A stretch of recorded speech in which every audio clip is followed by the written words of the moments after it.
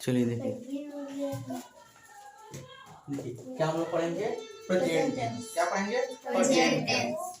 Present tense ये क्या होता है? टू बी वर्ब होते हैं। क्या होते हैं? To be verb. To be verb कितने प्रकार के होते हैं? 3 प्रकार के। पहला present tense, past tense, future tense. To be verb होता क्या है? जिसमें कोई क्रिया नहीं होती है वो क्या कहलाता है? टू बी वर्ब कहलाता है। समझ में आया? जिसमें कोई क्रिया नहीं होती है वो क्या कहलाता है? टू बी वर्ब कहलाता है। समझ में आ गया ना? क्रिया क्या होती है? जिस चीज को करने से, जो कार्य करने से हम थकान की महसूस होती है, हमें थकान की जरूरत होती है वो क्या कहलाता है? सभी क्रिया कहलाती है। समझ में आ गया? जैसे खेलना, उठना, बैठना, रोना, हंसना, नाचना, कूदना, दौड़ना, ये सब क्या है? क्रिया है, वर्ब है। अगर हमको दौड़ा दे जाए कुछ देर तक, हमको क्या होगा? रिलैक्स की जरूरत पड़ेगी ना? आराम में ना, तो क्या हो जाएगी? क्रिया हो जाएगी। समझ में आ गया ना? हम लोग तो क्रिया नहीं पढ़ रहे हैं, हम लोग टू बी वर्ब पढ़ रहे हैं। जब क्रिया पढ़ना होगा तो क्रिया हम लोग पढ़ लेंगे। समझ में आ गया ना? तो टू बी वर्ब होता क्या है? जिसमें कोई क्रिया नहीं होती है वो क्या कहलाता है? टू बी वर्ब कहलाता है। समझ में आ गया? लेकिन अब टू बी वर्ब है क्या? तो जैसे किसान, मेहनती, ईमानदार, बीमार, स्वस्थ, बैग, भिखारी, ये सब क्या है? टू बी वर्ब है। ये सिर्फ नाउन है। क्या है? नाउन है। समझ में आ रहा है ना? इस तरीके से बोल सकते हैं जो नाउन है वो सब क्या है? टू बी वर्ब है। समझ में आ रहा है? समझ में आ रहा है ना? टू बी वर्ब कितने प्रकार होते हैं? 3 प्रकार। Present, past, future. समझ में आ गया ना? इसमें कोई दिक्कत नहीं है। देखिए प्रेजेंट का पहचान क्या होता है? ये है और ये क्या है? पहचान है। इसी के माध्यम से हम टेंस पहचानते हैं कि कौन सा टेंस है। समझ में आ रहा है ना? तो प्रेजेंट टेंस का पहचान क्या होता है? समझ में आया? इसमें कोई दिक्कत नहीं है। अब हम टेंस तो पहचान लिए, टेंस पहचान लिए। अब इसका फॉर्मूला भी होता है ना, कुछ आधार से बनेगा कि नहीं बनेगा? बनेगा ना? तो देखिए पहला फॉर्मूला होता है पॉजिटिव। क्या होता है? पॉजिटिव। पॉजिटिव का अर्थ होता है हिंदी में सकारात्मक। क्या अर्थ होता है? सकारात्मक। समझ में आ रहा है ना? देखिए subject plus is am are plus object. Object बाबू हमारा क्या है? यही क्या है हमारा? यही क्या है हमारा? वर्ब है। यानी ये बिना क्रिया, यही क्या है हमारा? टू बी वर्ब है। क्या ये? यही हमारा क्या है? टू बी वर्ब है। समझ में आ रहा है ना? जैसे हम वर्ब को दिखाते हैं इस तरह से करके, यानी वर्ब का फर्स्ट फॉर्म, वर्ब का सेकेंड फॉर्म, वर्ब का थर्ड फॉर्म, ऐसे करके दिखाते हैं ना? दिखाते हैं ना? या वर्ब का फर्स्ट फॉर्म, वर्ब का सेकेंड फॉर्म, वर्ब का थर्ड फॉर्म, ऐसे लिख के दिखाते हैं। दिखाते हैं ना? समझ में आ रहा है ना? लेकिन यहाँ पे वर्ब नहीं है, यहाँ पर वर्ब नहीं है, हम इसको ओ से दिखाते हैं। समझ में आ रहा है? समझ में आ रहा है ना? इसमें कोई दिक्कत नहीं है। अब देखिए पॉजिटिव, पॉजिटिव का अर्थ होता है क्या? सकारात्मक। सब्जेक्ट क्या होता है? सब्जेक्ट क्या होता है? तो वाक्य में जिसके द्वारा जो क्रिया, जो कार्य संपन्न हुए होते हैं वही क्या कहलाता है? सब्जेक्ट कहलाता है। क्या कहलाता है? सब्जेक्ट कहलाता है। जैसे कि मैं पढ़ा रहा हूँ तो मेरे द्वारा क्या हो रहा है? मैं पढ़ा रहा हूँ तो मेरे द्वारा ना पढ़ाई हो रही है। मैं तुमको टीचिंग कर रहा हूँ, मैं तुम लोग को पढ़ा रहा हूँ तो मेरे द्वारा ना हो रहा है, तो मैं क्या हो जाऊंगा? सब्जेक्ट हो जाऊंगा। अच्छा तुम लोग पढ़ रहे हो, तुम लोग के द्वारा क्या हो रहा है? पढ़ाई हो रही है, तो तुम लोग क्या हो जाओगे? सब्जेक्ट हो जाओगे। सब्जेक्ट समझ में आया? सब्जेक्ट पहचानते कैसे हैं, निकालते कैसे हैं कि सब्जेक्ट कौन है? तो देखिए कौन का प्रश्न करने पर हमको सब्जेक्ट प्राप्त होता है। क्या प्राप्त होता है? सब्जेक्ट प्राप्त होता है। जैसे किशन खेल रहा है, किशन खेल रहा है, चाहे किशन बीमार है, किशन बीमार है। क्या है? किशन बीमार है। तो बीमार कौन है? मैं कौन का प्रश्न किया हूं ना? कौन बीमार है? तो कौन का प्रश्न करने पर क्या प्राप्त होता है? हमारा सब्जेक्ट प्राप्त होता है। क्या प्राप्त होता है? सब्जेक्ट। समझ में आ गया ना? दूसरा देखते हैं। क्या क्या का प्रश्न करने पर हमको वर्ब या ऑब्जेक्ट प्राप्त होता है। क्या प्राप्त होता है? वर्ब या ऑब्जेक्ट प्राप्त होता है। समझ में आ रहा है ना? देखिए किशन क्या है? बीमार है। किशन क्या है? बीमार है। हमको ऑब्जेक्ट पता चल गया? चल गया ना? जैसे हम कौन का प्रश्न किए हैं, बीमार कौन है? किशन। उसके बाद क्या का प्रश्न करो, किशन क्या है? बीमार है। दोनों निकल गया ना? जब हमको हो सकता है सर, क्या किशन बीमार है? नहीं, तो एक सेंटेंस बन जाएगा। तो सर वो सेंटेंस नहीं, सेंटेंस नहीं, हम सब्जेक्ट निकालने के सिखा रहे हैं और ऑब्जेक्ट निकालने के लिए सिखा रहे हैं। अभी सब नीचे सिखा देंगे। आ रहा समझ में ना? इतना समझ में आया? बेस कम से ऊपर वाला तो कंसेप्ट क्लियर हो जाए हमारा। ओके, समझ में आया ना? इसमें कोई दिक्कत नहीं है। चलिए, सब्जेक्ट पता चल गया और ऑब्जेक्ट पता चल गया, लेकिन ये क्या है? इसको तो हम कुछ बोलते हैं कि नहीं बोलते हैं? ये क्या है? हेल्पिंग वर्ब है। क्या है?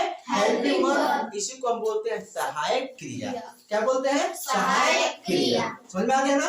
इंग्लिश में हेल्पिंग वर्ब, हिंदी में सहायक क्रिया। जिस वाक्य को चलने का प्रदान क्या करता है? यही करता है, इसी इसको क्या बोलते हैं हम लोग? सहायक क्रिया। समझ में आ गया? इसमें कोई दिक्कत नहीं है।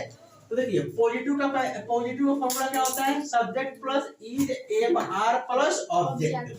Singular and plural. Singular and plural. Singular को क्या बोलते हैं? एक वचन। प्लूरल को क्या बोलते हैं? बहुवचन। समझ में आ गया ना?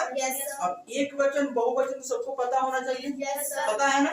जहाँ पे एक वस्तु एक समान हो, एक व्यक्ति हो, उसको क्या बोलते हैं हम लोग? एक वचन। जहाँ पे एक से अधिक वस्तु समान व्यक्ति हो तो उसे क्या बोलते हैं हम लोग? बहुवचन। समझ में आ गया? दूसरा पढ़ते हैं निगेटिव। निगेटिव का अर्थ होता है नकारात्मक। क्या अर्थ होता है? नकारात्मक। क्या अर्थ होता है बाबू?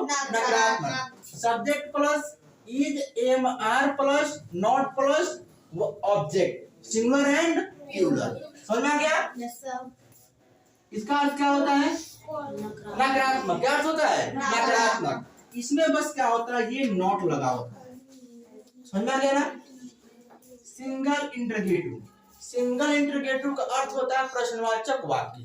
क्या अर्थ होता है? प्रश्नवाचक वाक्य। इसका फॉर्मूला होता है is am are plus subject plus not plus verb object. Sorry, क्या है? ऑब्जेक्ट है। क्या है? ऑब्जेक्ट है। Singular and plural. समझ में आ गया ना? अब ये कैसे क्वेश्चन पूछ रहा है? तो आपसे ये क्या करता है? क्वेश्चन पूछने का भाव उत्पन्न करता है। सिंगल इंटरगेटिव करता है, क्वेश्चन पूछने का भाव उत्पन्न करता है। आप इसमें क्या करेंगे? यस या नो का जवाब देंगे। जैसे ये हमेशा क्या से शुरू होता है? कहां से? क्या से शुरू होता है और लास्ट में क्या लगा होता है? क्वेश्चन मार्क लगा होता है। अभी मैं एग्जांपल द्वारा इनको समझाऊंगा। जैसे कि क्या क्वेश्चन पूछता है, याद रखिएगा, हमेशा ये क्या से शुरू होगा। कहां शुरू होगा? क्या से, लास्ट में क्वेश्चन मार्क लगा होगा। जैसे क्या तुम स्कूल गए थे? यस या नो का जवाब दे रहे हैं ना? तो ये हमेशा यस या नो का जवाब देता है। हमेशा यस या नो का करता है, जवाब देता है। क्या तुम खाना खाई थी आज? नो जवाब दियो ना? इसमें नो जवाब दियो ना? पूरी भावनाएं तो नहीं बोली अपनी। देखिए अब हो जाएगा हमारा डबल इंटरगेटिव। डबल इंटरगेटिव का अर्थ भी होता है प्रश्नवाचक वाक्य। दोनों का अर्थ होता है प्रश्नवाचक वाक्य, लेकिन ये जो जवाब देता है सिंगल तो क्या करता है? यस या नो का जवाब देता है। लेकिन डबल इंटरगेटिव में क्या करता है? पूरी भावनाएं अपनी बोलता है। जैसे कि अभी मैं बता रहा हूँ, इसका शुरू होता है फॉर्मूला, इसको बोलते हैं WH। क्या बोलते हैं? WH plus is am are plus subject plus not plus object. Singular and plural. समझ में आ गया ना? ये बोलता है, पूरी भावनाएं अपनी बोलता है। इसमें क्या, क्यों, कब बीच में आते हैं। कहाँ आते हैं? बीच में। उसके बाद से लास्ट में क्वेश्चन मार्क लगा होता है। क्वेश्चन मार्क इसे बोलते हैं। क्या लगा होता है? लास्ट में क्वेश्चन मार्क। ये भी आपसे क्वेश्चन पूछने का भाव उत्पन्न करता है, बट इसमें अपना पूरी भावनाएं हमको बताना पड़ता है। क्या बताना पड़ता है? पूरी भावनाएं बतानी पड़ती है। समझ में आ रहा है? अब भावनाएं क्या? तुम क्यों घूमने गई थी? सर तुम आज क्यों पढ़ने गई थी? पढ़ाई जरूरी होता है इसीलिए हम पढ़ने गए। देखो पूरी भावनाएं बताई कि नहीं बताई? Yes sir. पूरी बताई ना? क्योंकि पढ़ाई जरूरी। हमारे मम्मी पापा पैसा दे रहे पढ़ने के लिए। हाँ, पढ़ा रहे हैं, हमें सपोर्ट कर रहे हैं, तो हम पढ़ रहे हैं। समझ में आ रहा है? तो पूरी भावनाएं बता रही हो ना? तो डबल इंटीग्रेटिव में क्या करते हैं, अपनी पूरी भावनाएं बोलते हैं, लेकिन सिंगल इंटीग्रेटिव में कोई भावनाएं नहीं, यस या नो का जवाब देते हैं। ये समझ में आ गया फॉर्मूला? क्या फॉर्मूला याद हो गया? फॉर्मूला याद करने की कोई जरूरत नहीं, यहाँ पे कुछ भी याद आपको नहीं करवाया जाएगा, आपके डायरेक्ट दिमाग में घुसेगा, नहीं घुसेगा तो हमें बताइएगा, हम समझाने के लिए तैयार हैं। देखिए इसमें कुछ करना ही नहीं है, यदि एक फॉर्मूला आपसे याद हो गया पूरी तरीके से, तो जितनी फॉर्मूला है मैं गारंटी के साथ बोल रहा हूँ कि एक भी याद करने की जरूरत नहीं पड़ेगी, सिर्फ आपको हेल्पिंग वर्ब याद हो जाएगा, सब याद कर लेंगे। समझ में आ गया ना? बस इसको आपको याद करना पड़ेगा, सब्जेक्ट प्लस एम आई, बस ये लेसन याद करना पड़ेगा। हाँ समझना, इसी के बेस पे आप पूरी याद कर लेंगे। जैसे कि मैं टेंस की पहचान आप लोगों को याद करने के लिए दिया था ना, दिया था टेंस की पहचान याद करने के लिए आप लोगों को पूरा। जैसे कि आप टेंस की पहचान क्या किए, बस क्या किया थे, प्रेजेंट टेंस और इनकी भेद, ये नहीं किए थे। हाँ उसके बाद 12 बना लेंगे, नहीं बना लेंगे, वैसे ही ये भी आप लोग भी वैसे ही बना लेंगे। समझ में आ गया? बेटा इसको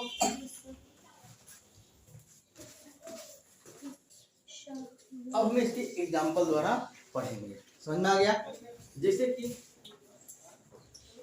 इसी के माध्यम से हम लोग क्या करेंगे, पूरी एक फॉर्मूला एक चैप्टर खत्म कर देंगे। या देखो समझ में आ रहा है ना, ये हमारा पहला, दूसरा, तीसरा और चौथा। समझ में आ गया? समझ में आ गया ना? इसमें कोई दिक्कत नहीं है। अब हम टेंस पहचानेंगे। सबसे पहले आपको कितना भी बड़ा वाक्य मिला हो, कितना भी छोटा मिला हो, हमको आदत ये बनाना है, सबसे पहले हमको क्या करना है, टेंस को पहचानना है। क्या करना है? टेंस को पहचानना है। सबसे जरूरी हमारा काम क्या है, टेंस को पहचानना। समझ में आ रहा है जी? ओए समझ में आ रहा है ना? हम बताए थे वाक्य क्या होते हैं, शब्द क्या होते हैं और अक्षर क्या होते हैं, मैं पहले बता चुका हूँ, बताया था ना? बताया बीमार है, ये कौन सा टेंस है? सबसे पहले आप टेंस पहचानेंगे। क्या पहचानेंगे? टेंस। आपको बताया गया है कि टेंस का पहचान क्या होता है, प्रेजेंट टेंस का हे है इन पहचान होता है। देखिए हम क्या करते हैं, किसी भी वाक्य के अंत में देखते हैं, लास्ट में देखते हैं। आ रहा समझना? अभी आपको आसान लग रहा होगा, चलो हम पहचान लिए, लेकिन जैसे ही आप बीच में जाएंगे ना, आपको टेंस पहचानने में बहुत कठिनाई होगी। क्या होगा? बहुत ज्यादा कठिनाई होगी। इसीलिए हम छोटे छोटे गलतियां ना करें। समझ में आ रहा है ना? बहुत ज्यादा दिक्कत हो जाएगी आगे चल के, इसीलिए हम क्या करें, टेंस पहचाने। ये कौन सा टेंस है बाबू? Present tense. हर वाक्य के अंत में देखते हैं। कहाँ देखते हैं? अंत में। यही अंत है। ये कौन सा टेंस है? Present tense. वह बीमार है, बिल्कुल सिंपल है। ये क्या हो जाएगा? पॉजिटिव। क्या होगा? पॉजिटिव यानी सकारात्मक होगा। समझ में आ गया ना? ये कौन सा टेंस हो जाएगा? टेंस प्रेजेंट टेंस होगा, लेकिन प्रेजेंट टेंस का कौन सा भाग होगा? ये पॉजिटिव वाला। कौन सा भाग होगा? पॉजिटिव। पॉजिटिव का फॉर्मूला तुमको याद होना चाहिए। हाँ इसका हेल्पिंग वर्ब होता है इज एम आर। समझ में आ गया ना? बनाए। देखिए वह बीमार है, वह का क्या होगा? ही। अब वो छोड़ दो, आ रहा समझ ना? वह का क्या होगा? ही। क्या होगा? ही। ही हो गया। उसके बाद से ये एक वचन है ना, सिंगुलर है ना, इसके साथ क्या लगेगा? इज। इज क्या लगेगा? इज। बीमार क्या होता है? इल। क्या होता है? इल। क्या होता है? इल। रुक जाओ बाबू, समझ में आ गया ना? दूसरा है तुम बीमार नहीं हो। यहाँ पे देखो नॉट है, सबसे पहले हम टेंस पहचानेंगे। क्या पहचानेंगे? टेंस। ये कौन सा टेंस है? प्रेजेंट टेंस है। इसमें नॉट आया है, कौन सा हो जाएगा? निगेटिव वाला। रुक जाओ, क्या होगा? निगेटिव वाला। समझ में आ गया ना? अब देखो तुम बीमार नहीं हो, तुम बीमार नहीं हो, तो तुम तो क्या हो जाएगा? यू। क्या हो जाएगा? यू। फिर आर, क्योंकि ये बहुवचन है।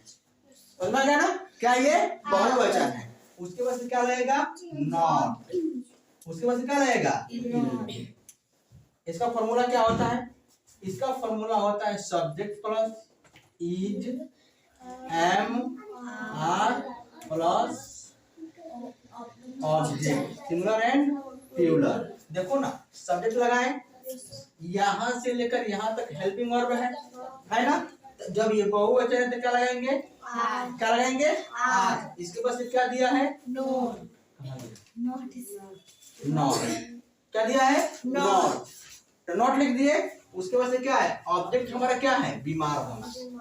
समझ में आ रहा है ना, यस सर। फॉर्मूला की मदद समझ में आ रहा है ना, इसमें कोई दिक्कत नहीं है। दूसरा, क्या आप लोग बीमार नहीं हैं, तो इसी के आगे हम क्या करते, is am are plus subject plus not plus object, singular and plural. समझ में आ रहा है ना। Yes sir. देखिए इसमें क्या होता है, सिंगल इंटरोगेटिव में क्या क्यों कब आगे रहता है, क्या होता है, आगे रहता है।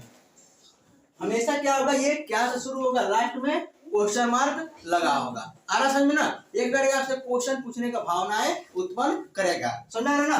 आप जब दिया है तो क्या हो जाएगा, प्लूरल हो जाएगा, प्लूरल होगा ना। इसके साथ क्या लगेगा, अब हमेशा याद रखना कि हम इसके माध्यम से बनाएंगे। समझ में आ रहा है ना। तो पहले क्या दिया है, इज एम आर दिया ना, तो यहाँ पर भी हम क्या लगाएंगे, इज एम आर लगाएंगे पहले। तो जब ये बहुवचन है तो यहाँ पर क्या लगेगा, आर लगेगा ना, क्योंकि ये जितना फॉर्मूला दिया है वो एक ही लगाएंगे हेल्पिंग वर्ब, कोई एक ही हेल्पिंग वर्ब लगाएंगे ना। ठीक है, बहुवचन है, इसके साथ क्या लगेगा, आर। क्या लगेगा, आर। यहाँ पर क्या लगाएंगे, आर लगाएंगे। समझ में आया, यहाँ तक तो बना लीजिए। इसके बाद क्या बचा है, सब्जेक्ट। क्या बचा है, सब्जेक्ट। सब्जेक्ट क्या है, आप क्या हो जाएगा, यू। क्या होगा, यू। समझ में आया। उसके बाद से क्या दिया है, नॉट। देखो इसने नॉट नहीं दिया, कहीं दिया है, तो क्या लगाएंगे यहाँ पे, नॉट। उसके बाद से क्या दिया है, ऑब्जेक्ट। इसमें ऑब्जेक्ट क्या है, बीमार होना। क्या है, बीमार। बीमार क्या होगा, इल, वहां क्वेश्चन मार्क। समझ में आया, इसमें कोई दिक्कत नहीं है। अब देखते हैं हम लोग डबल इंटीग्रेटिव। क्या देखते हैं, डबल इंटीग्रेटिव। इसका फॉर्मूला देख लेते हैं। इसका फॉर्मूला क्या होता है, W H plus is am are plus not plus object, singular and plural. यही ना है। Yes sir. अब देखिए, वह क्यों बीमार है, वह क्यों बीमार है। सबसे पहले हम क्या लिखेंगे, डब्ल्यू एच। अब डब्ल्यू एच क्या है, ये जो बीच में क्या क्यों आता है ना, वो क्या होता है, हमारा डब्ल्यू एच होता है। ये क्यों का क्या होता है, वाई। क्या होता है, why. W H Y, Y लगा तो इसके बाद क्या दिया, हेल्पिंग वर्ब। अब देखो ये एक वचन है, ये क्या है, एक वचन। एक वचन है तो क्या लगाएंगे हम लोग, इज लगाएंगे ना। क्या लगाएंगे, इज। इज लग गया। समझ में आ रहा है, समझ में आ रहा है जी। Yes sir. क्या लगेगा, इज। उसके बाद से क्या लगाएंगे हम, नहीं है, सब्जेक्ट। सब्जेक्ट क्या लगाएंगे यहाँ पे, सब्जेक्ट। क्या लगाएंगे, इधर देखो, क्या लगाएंगे, सब्जेक्ट। तो सब्जेक्ट इसमें क्या है, वह है ना। क्या लगाएंगे, ही। क्या लगाएंगे, ही। उसके बाद से क्या दिया है, नॉट। इसमें नॉट कर दिया, नहीं दिया है, नहीं लगाएंगे, छोड़ देंगे। उसके बाद से क्या दिया है, ऑब्जेक्ट। ऑब्जेक्ट इसमें क्या है, बीमार। आई डबल एल, दोनों जगह क्या लगाएंगे, क्वेश्चन मार्क। समझ में आया, इसमें कोई दिक्कत नहीं है।